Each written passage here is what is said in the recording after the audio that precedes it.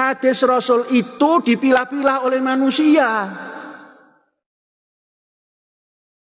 Masa ada hadis, wah ini dhaif. Masya Allah, Kanjeng Nabi didhaifkan. Oh ini mutawatir, disepakati. Mau itu mutafakun alaih.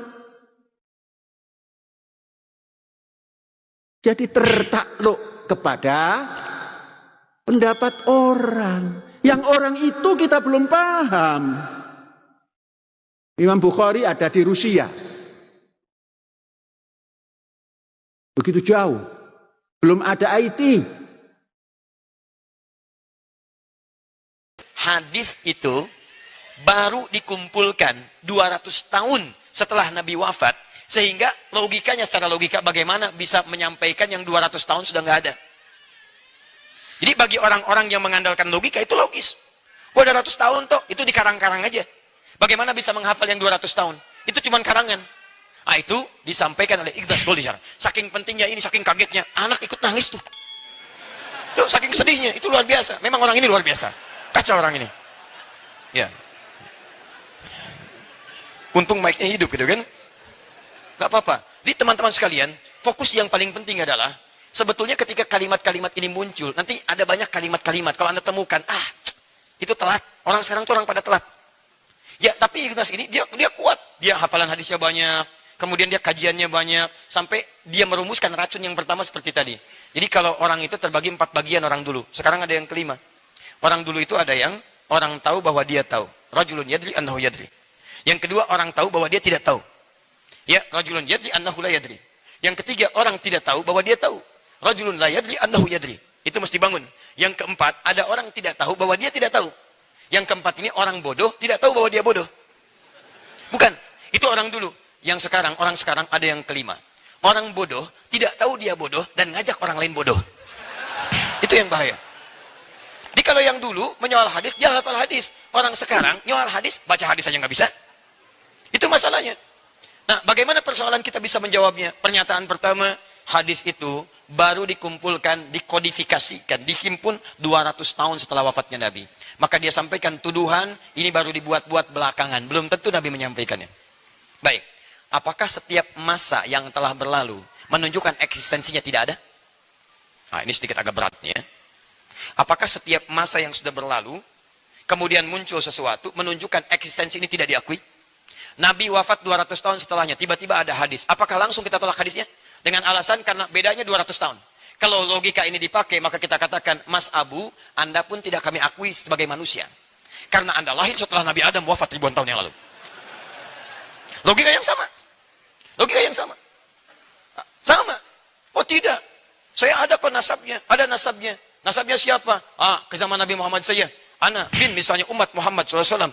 Ya Muhammad bin Abdullah, bin Abdul Muttalib, bin Hashim, bin Abdul Manaf, bin Qusay, bin Murrah, bin Kilab, bin Ka'ab, bin Raid. Dan seterusnya sampai Nabi Adam AS. Ketemu.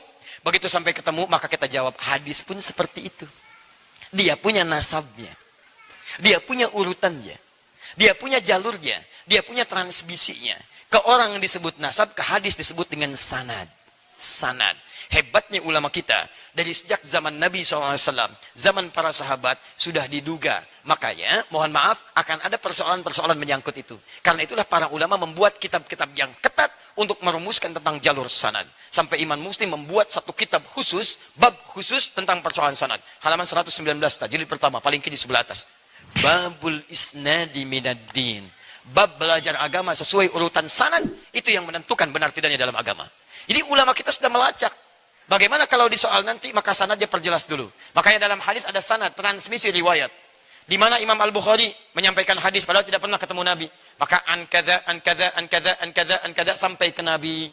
Kalau dipersoalkan, kamu bagaimana bisa mengimpun hadis? Kan baru lahir sekarang.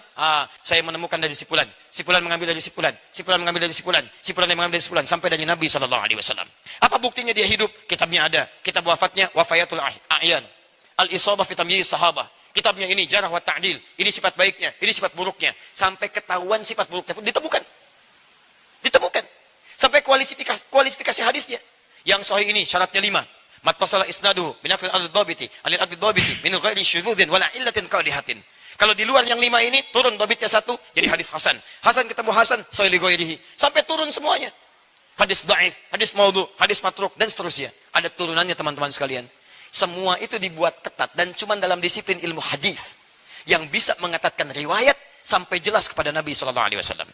Sehingga hitam dan putih. Ketika diterangkan, kursi pun berubah. Tadinya merah jadi hitam di belakang. Jelas. Hitam. Yang abu-abu nggak ada. Balik ke sini. Jadi ketika ada orang mengatakan misalnya hadis tidak bisa diterima karena 200 tahun dia baru muncul, maka kita jawab dengan logika dulu. Anda pun saya tidak bisa terima sebagai manusia karena Anda terlahir setelah ribuan tahun Nabi Adam wafat. Saya nggak terima Anda. Anda dari ujung kepala sampai ujung kaki Anda bid'ah. Anda nggak ada di masa Nabi Adam alaihissalam. Jadi kalau Anda menolak hadis baru 200 tahun, Anda sudah ratusan ribu tahun, tiba-tiba ada di sini, Anda siapa? Jelas ya? Nah, jadi kalau melawan orang seperti itu nggak usah pakai dalil, kecapean. Capek tuh, habis berapa jam kita membahas seperti itu. Cuman kita penting butuh riwayat supaya paham bahwa kalimat yang disampaikan oleh lisan orang ini dititipkan oleh Allah Subhanahu wa taala sebagai pertanda kepada kita, ada sesuatu di lisan orang itu. Siapa dia?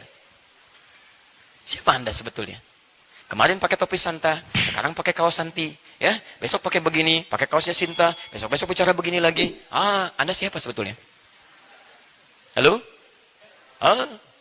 Awas hati-hati.